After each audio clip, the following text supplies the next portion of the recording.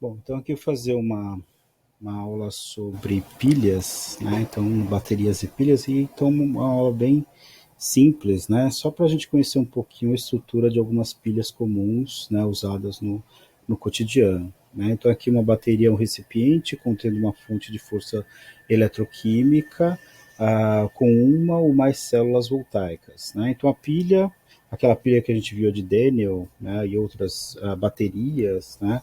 É, é como se fosse aquelas duas semicélulas, só que dentro de uma pilha. A gente tem o cátodo e o anodo, né? E aí as substâncias que vão perder e ganhar elétrons, e ali a gente consegue, né, passar aqui da onde está fornecendo elétrons e da onde está recebendo os elétrons, tá certo?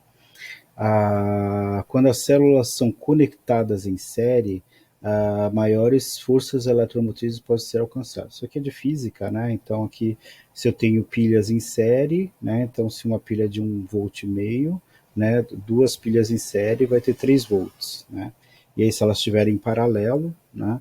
Aí no caso é a mesma voltagem e a corrente dobra, né? Mas aqui para o nosso caso é importante na eletroquímica, né, vai ser a voltagem. Mas se fosse para física ou para circuitos eletrônicos, aí a gente tinha que contar também com a corrente e outros requisitos, a potência e assim por diante, né? A resistência. Mas aqui no caso a gente vai focar só na voltagem ou na força eletromotriz. Ok? Bom, nós temos também aqui uma bateria de chumbo e ácido, né? Então, a bateria de carro, por exemplo, de 12 volts, né, consiste em 6 pares de cátodo e anodo, cada um produzindo 2 volts, né? Então, aqui 6, cada um produzindo 2 volts, então vai estar em série, e aí o total vai produzir aqui 12 volts, né? Então, no cátodo, a gente tem o óxido de chumbo, né? E uma grade de metal em ácido sulfúrico. Então, aqui no caso, uma das semicélulas aqui a fornecer, né, na realidade, o cátodo, né, tá catando os elétrons, né, seria o óxido de chumbo, né, então ele está numa solução aqui de ácido sulfúrico, e aqui forma o sulfato de chumbo e água. Então aqui o óxido de chumbo 4, né, está indo para sulfato de chumbo 2, ok? Já que o chumbo, né, no anodo a gente tem o metal chumbo, o chumbo sólido com o sulfato aqui, forma o sulfato de chumbo também. Os dois formam a mesma substância, né? E aqui, no caso, que eu vou tentar fazer uma aula específica para vocês, é o caso de comproporcionamento, quando duas substâncias de estados de oxidação diferentes, uma reduz e a outra oxida, formando a mesma a substância, né? Esse é um termo chamado de comproporcionamento, né? Elas formam a mesma substância, só que substâncias em estado de oxidação diferente. Aqui eu tenho chumbo 4, aqui eu tenho chumbo 0, esse aqui oxida e esse aqui reduz, né? Formando aqui os dois sulfato de chumbo, ok? Aqui uma imagem dessa bateria de carro, né? Então aqui o eletrólito, quem vai facilitar o transporte aqui dos elétrons é o ácido sulfúrico, né? Aqui nós temos, né, as duas placas com substâncias levemente diferentes, né? Uma tem chumbo, a outra tem óxido de chumbo. Então a grade de chumbo preenchida com óxido de chumbo, que seria o cátodo, e a grade de chumbo preenchida com chumbo esponjoso ou poroso, né? E aqui no caso funcionando como um anodo, ok? Bom, e aqui no caso, né, na reação eletroquímica, então tem que ter um potencial positivo, a diferença de potencial tem que ser positivo, e aqui na reação global, né, óxido de chumbo com chumbo metálico forma o sulfato de chumbo 2, né? E aqui no caso a diferença de potencial, né, se a gente pegar essas equações, a reação de redução e a reação de oxidação, se a gente somar as duas reações, aqui tem 2 elétrons desse lado 2, a gente pode somar diretamente, nós podemos ter aqui a equação global, né, e os potenciais do cátodo e do anodo, que são, a gente já sabe que é tabelado, né, então terão aqui os potenciais aqui do cátodo, né, então do óxido de chumbo, né, aqui no caso o cátodo, o óxido de chumbo, o óxido de chumbo 4, mais corretamente falando, né, indo a chumbo 2 é mais 1,685, e aqui no caso o potencial de redução no anodo, né? Então aqui no caso o potencial de redução, então indo daqui para cá, né? Se tivéssemos essa reação indo nessa direção, o potencial seria menos 0,356, né? Mas aqui no caso a gente coloca o negativo, ou se inverter a reação oxidando, esse valor fica positivo, né? E aqui a soma dos dois vai dar uma voltagem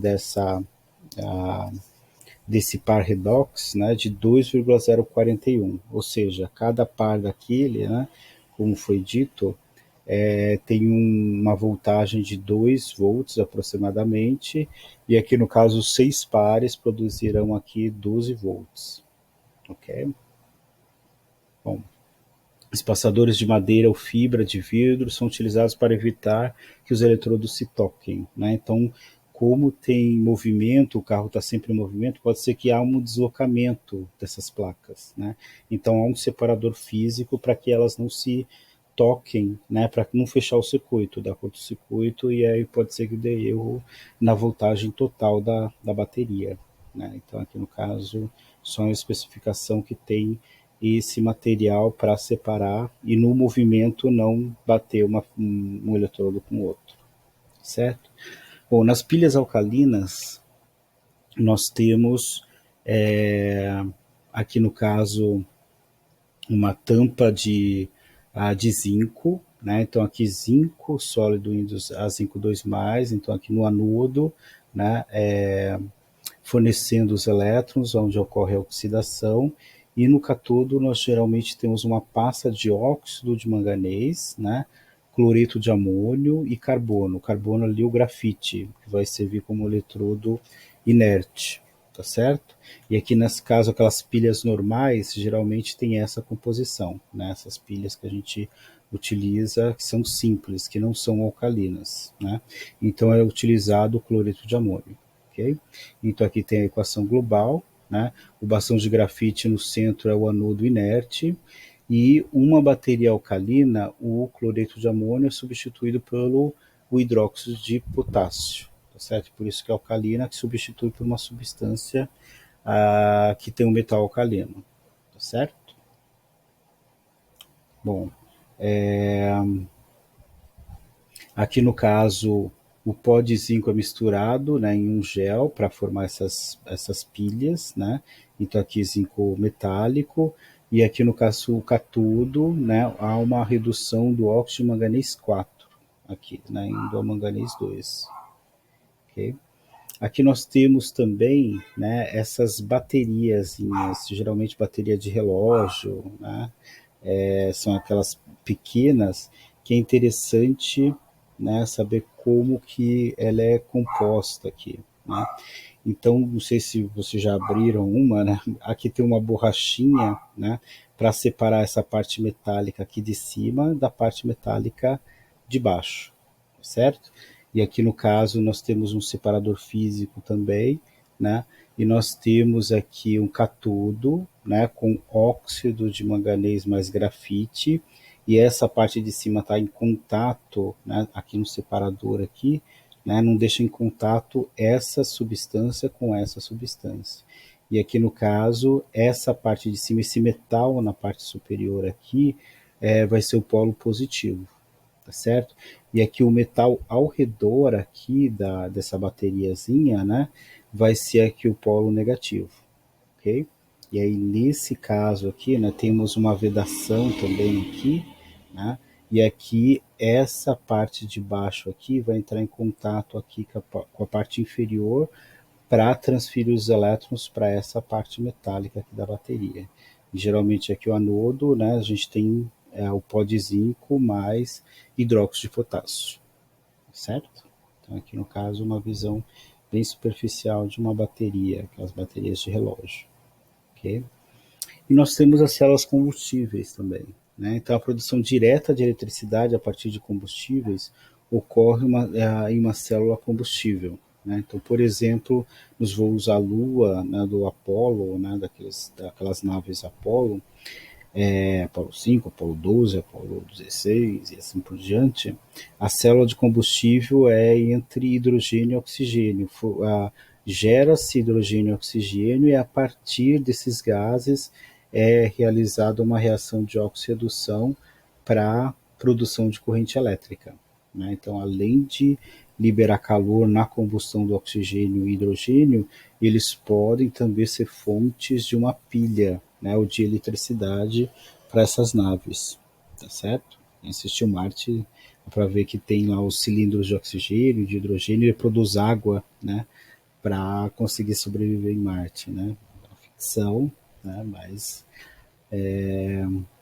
cientificamente estava correto, né? Não sei se seria possível tudo aquilo que ele sofreu, o Matt Damon, né, sofreu lá em Marte, né?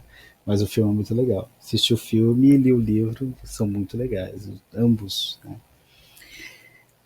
Então, aqui no caso, nós temos, né, no catodo a redução do oxigênio. Então, nós temos O2 aqui, que tem número de oxidação zero, e vai para -2. Então, há uma redução do oxigênio, e aqui o hidrogênio ele é zero e vai para +1. Então, há uma oxidação aqui do hidrogênio, né? E aí, nisso, a gente consegue fazer uma transferência de elétrons e gerar uma corrente elétrica com essa reação de oxirredução.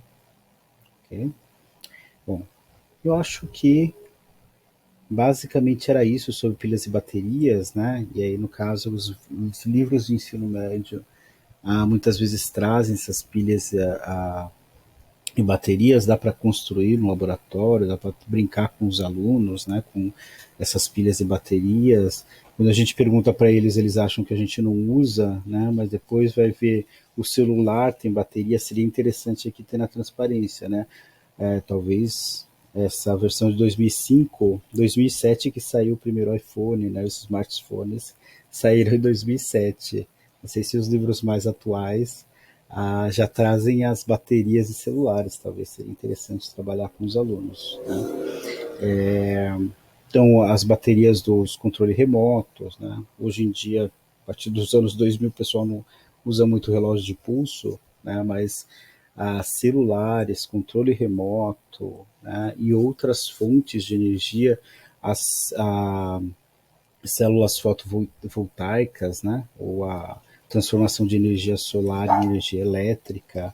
Então, seriam temas bem interessantes para ser trabalhado com os alunos, né?